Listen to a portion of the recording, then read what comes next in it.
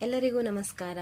ಚಿತ್ರಾನ್ನ ಅಂದ ತಕ್ಷಣ ನಾನಾ ರೀತಿಯಲ್ಲಿ ಅದನ್ನು ಮಾಡ್ತಾರೆ. ನಾನಿವತ್ತು ಹಬ್ಬಗಳಲ್ಲಿ ಪ್ರಸಾದದ ರೂಪದಲ್ಲಿ ಮಾಡುವ ಚಿತ್ರಾನ್ನನ ಹೇಗೆ ಮಾಡೋದು ಅಂತ ತೋರಿಸ್ಕೊಡ್ತಾ ಇದ್ದೀನಿ.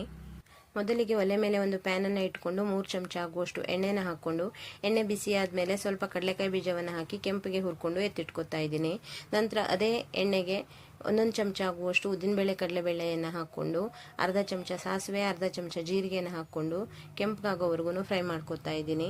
ನಂತರದಲ್ಲಿ ಸ್ವಲ್ಪ ಕರಿಬೇವಿನ ಸೊಪ್ಪು ಹಾಗೆ ಖಾರಕ್ಕೆ ತಕ್ಕಷ್ಟು ಹಸಿಮೆಣಸಿನಕಾಯನ್ನು ಹಾಕ್ಕೊಂಡು ಹೆಚ್ಚಿಟ್ಕೊಂಡಿರುವಂತಹ 2 ಕ್ಯಾಪ್ಸಿಕಮನ್ನು ಹಾಕಿ ಸಾಫ್ಟ್ ಆಗೋವರೆಗೂ ಬೇಯಿಸ್ಕೊಂಡು, ಒಂದು ಅರ್ಧ ಚಮಚ ಆಗುವಷ್ಟು ಅರಿಶಿನ ಪುಡಿ, ರುಚಿಗೆ ತಕ್ಕಷ್ಟು ಉಪ್ಪನ್ನು ಹಾಕ್ಕೊಂಡು, ಒಂದು 3 ಚಮಚ ಆಗುವಷ್ಟು ಹಸಿ ತೆಂಗಿನಕಾಯಿ ತುರಿಯನ್ನು ಹಾಕಿ, ಹುಳಿಗೆ ತಕ್ಕಷ್ಟು ಲಿಂಬು ರಸವನ್ನು ಹಾಕ್ಕೊಂಡು, ಉದುರುದ್ರಾಗಿರುವಂಥ ಅನ್ನವನ್ನು ಹಾಕಿ, ಮೇಲಿಂದ ಸ್ವಲ್ಪ ಕೊತ್ತಂಬರಿ ಸೊಪ್ಪು, ಹುರಿದಿಟ್ಕೊಂಡಿರುವಂಥ ಕಡಲೆಕಾಯಿ ಬೀಜವನ್ನು ಹಾಕಿ ಚೆನ್ನಾಗಿ ಮಿಕ್ಸ್ ಮಾಡಿಕೊಂಡ್ರೆ ಸಖತ್ ಟೇಸ್ಟಿಯಾಗಿರುವಂತಹ ಹಬ್ಬಗಳಲ್ಲಿ ನೈವೇದ್ಯಕ್ಕೆ ಮಾಡುವ ಚಿತ್ರಾನ್ನ ರೆಡಿಯಾಗತ್ತೆ.